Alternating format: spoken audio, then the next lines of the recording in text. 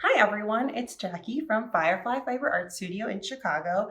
Today I'm going to be teaching you how to pick the right size if you're going to knit a sweater. So the first thing you're going to need to know is your bust measurement, and I'm going to show you how to get that. So the first thing you're going to need is a flexible fabric tape measure. If you don't have one, you can use a string and lay your string out next to like a ruler or a yardstick, but you just want to make sure that that string is not stretchy.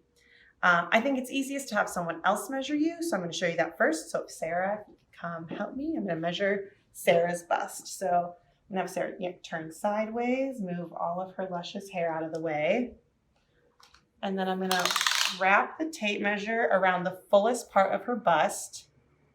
Is that, yeah, that's good. And you just want to make sure that it's flat across here.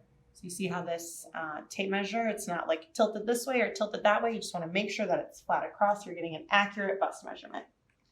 And then I'm going to look here and I'm going to, okay. So the 0 is crossing the other end of the tape measure at 33.5. So that's Sarah's bust measurement. Thank you. So maybe you don't have someone around to help you get your measurement. I'm going to measure myself so you can see how I do that. So I would probably get in front of a mirror so that you can see how the tape measure is laying. So I'm going to give myself as much tape measure as possible. And then I'm going to try and hit this across my back flat to go across the fullest part of my bust here. And I'm going to put my arms down, look in the mirror, and make sure that this is just laying parallel to the ground. It's not tilted, just like on Sarah, one way or the other. All right, and then grab it, put my arm down, and it looks like I'm at 39. So that's my bust measurement, easy peasy. So now that you have that bust measurement, you have to think about the fit of your sweater. So a lot of designers will put in their pattern, intended to be worn with X number of positive ease, X inches of negative ease. So what does that mean? So that really refers to the fit.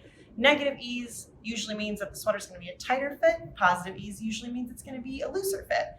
So if I am looking at a sweater and it says, intended to be worn with 3 inches of positive ease, I'm going to take my bust measurement, 39, and I'm going to add 3 inches to that, 42. So I'm going to make the sweater that's closest to 42 inches as its finished bust measurement. If I'm looking at a sweater with negative ease, sweater, the design says sweater intended to be worn with 1 inch of negative ease. We'll take our bust measurement. So Sarah was at 33.5. We're going to subtract 1, 32.5. And so she's going to make a sweater that is closest to 32.5 inches. Hopefully that helps you pick your right sweater size, and happy knitting.